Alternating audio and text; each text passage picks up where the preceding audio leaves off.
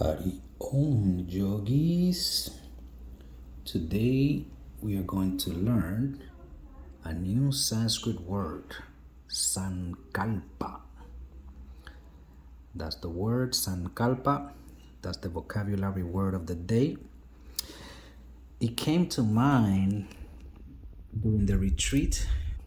So Dexter gave us a story on the retreat where somebody asked Swami Gurudevanand, "Oh, is it true that the masters just by touch can touch someone and bring them to enlightenment?" And the guru said, "Touch only by a simple thought from the guru, it can happen. So touch is not even needed." And that reminded me, that thought comes back to this word Sankalpa and a story within our lineage where Sri Adi Shankara demonstrates Sankalpa, exactly more or less how Dexter's story goes. No touch is needed, just a thought of the master. But before we get into that, let's remember a little bit about our lineage. So we have Swami Gurudevanand Saraswati Ji Maharaj and the technique of mantra yoga meditation. While he was in his physical body, he made various different instructors. There's more than these, but this is just for illustration purposes.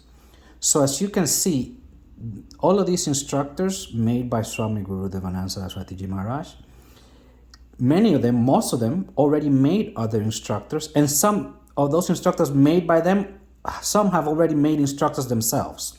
So we can see the lineage branching out. However, for our purposes, we want to know who are we going under. Because as you can see, some of you that have had a chance to see, depending on where you branch out from, it can look very, very different.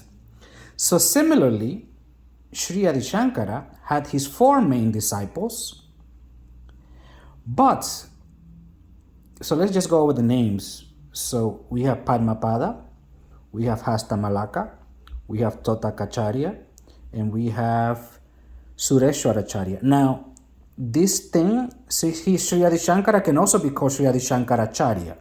Padmapada can also be written as Padmapadacharya, and Hastamalaka can also be written as Hastamalakacharya, just like Totakacharya, Sureshwaracharya. Acharya meaning teacher, guru, someone teaching right from wrong.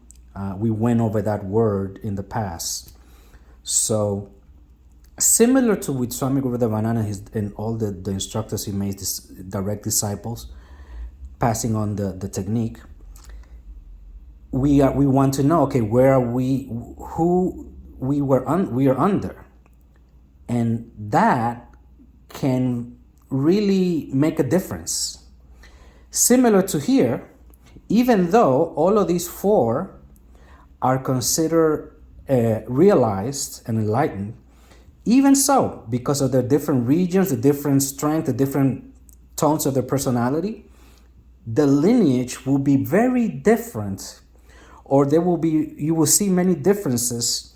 That does not necessarily mean that the lineage is not pure or is not kept as it is.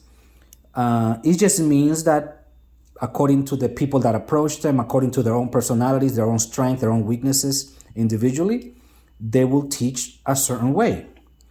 And so we want to know, as we know, we have Swami Gurudevanand, and above him, he had two gurus, Mauna Swami. We're not going to go into that right now. But he also had Swami Shantanand, which was his guru. And before him, Swami Shantanand, we have Swami Brahmananda Saraswati. So if we keep going back and back, to which of these four disciples does our lineage links to back to Sri Adi Shankara? That is the question that we are going to answer in this video, and how Sri Adi Shankara demonstrated the word, the Sanskrit word of the day called Sankalpa. One of these disciples reached a level of understanding, of knowing, of wisdom, simply by Sri Adi Shankara's wishing it, willing it. being determined that he should know or that he should be respected. And we're going to go into that into part 2 of the story. However, for now, I'm going to give a few examples of Sankalpa, just from stories that we all know. I won't give the definition in this video, but just stories, a couple of ones so that you can know. And that will give you an idea. Oh, that's what Sankalpa is. And that is what Sri Adi Shankara demonstrated with one of his disciples, just as Dexter told us in that story with Swami Guru Devanand. So, Sankalpa, the story of Buddha that we all know. Buddha has been searching, he has been meditating, he has attained different kinds of samadhis, but he still hasn't reached the ultimate. So he makes a Sankalpa, a decision, a determination, a powerful resolution, which is the best word that I can find, especially at this time of the year. And he says, I will sit under this tree and I will either die here or I will achieve realization. That is a strong Sankalpa, an intention, a resolution, but not just like a regular resolution like we do. It has to be, your whole being has to mean it. Another example from our lineage. Young boy, young man, he's getting in trouble, he's into spirituality, but whenever he talks, he gets into issues. And at one point he decides, you know what? Sankalpa, I will not speak until I am self-realized. If I must speak a word, the Supreme Being himself must come down and ask me to speak. Mauna Swami. So he just became silent, saying, talking is an issue? All right, let's solve it. No talking. Sankalpa. He just took that, he made that resolution within himself, that with that willpower. And we are going to see. So basically, you have the definition there. When someone just makes a resolution that this is what I'm going to do, this is going to happen regardless. I may die under this tree. I may lose whatever if I don't speak. But that is my Sankalpa. That is my resolution. That is my intention. That is my will. That is my path. That is my intention. That is the way that my energy is going.